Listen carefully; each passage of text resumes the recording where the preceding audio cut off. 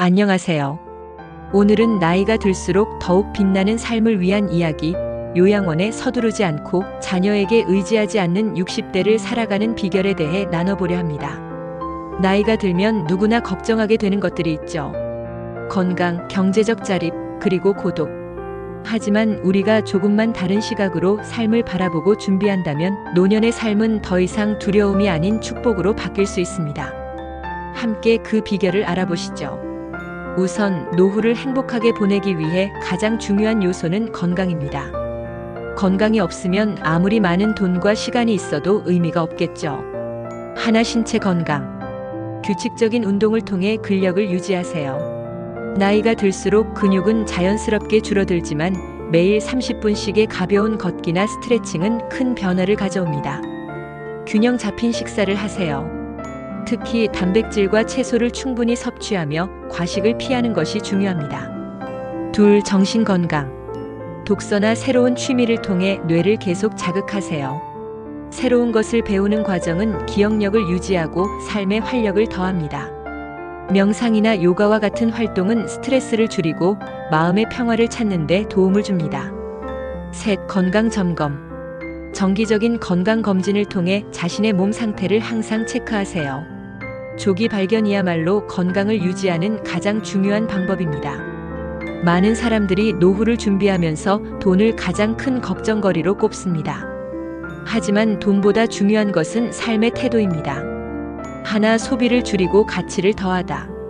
최소한의 소비로도 충분히 행복할 수 있는 삶의 방식을 찾아보세요.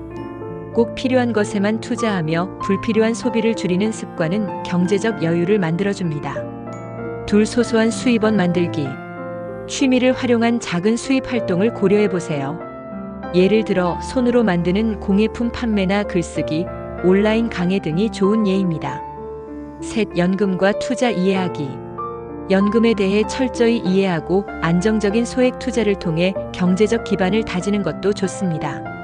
나이가 들수록 인간관계는 더욱 중요해집니다.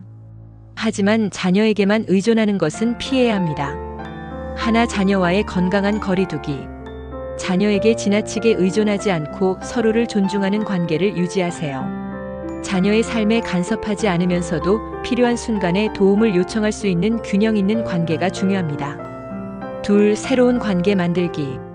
새로운 사람들을 만나고 지역사회 활동이나 봉사활동에 참여해보세요. 이는 고립감을 줄이고 새로운 에너지를 얻는 좋은 방법입니다. 셋, 자신과의 관계. 가장 중요한 것은 자신과의 관계입니다. 혼자 있는 시간을 두려워하지 않고 스스로를 사랑하며 자신을 더 깊이 이해하는 것이 필요합니다. 마지막으로 노후를 더욱 빛나게 하는 작은 습관들을 소개합니다. 하나, 감사일기 쓰기. 매일 감사한 일을 3가지씩 적어보세요. 이는 삶에 대한 긍정적인 태도를 만들어줍니다. 둘, 자연과 함께하기.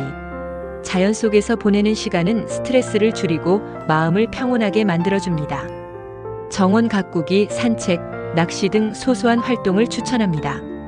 셋, 작은 목표 설정하기. 매일, 매주, 매달 작은 목표를 설정하고 이를 달성해 나가세요. 목표는 삶에 활력을 줍니다. 오늘의 이야기가 여러분의 60대를 조금 더 행복하게 만드는 데 도움이 되었으면 좋겠습니다. 중요한 것은 우리가 가진 시간과 에너지를 어떻게 활용하느냐입니다. 여러분도 요양원에 서두르지 않고 자녀에게 의지하지 않으면서도 독립적이고 행복한 삶을 살아가길 진심으로 응원합니다. 오늘 영상이 마음에 드셨다면 좋아요와 구독, 그리고 알림 설정 부탁드립니다. 감사합니다.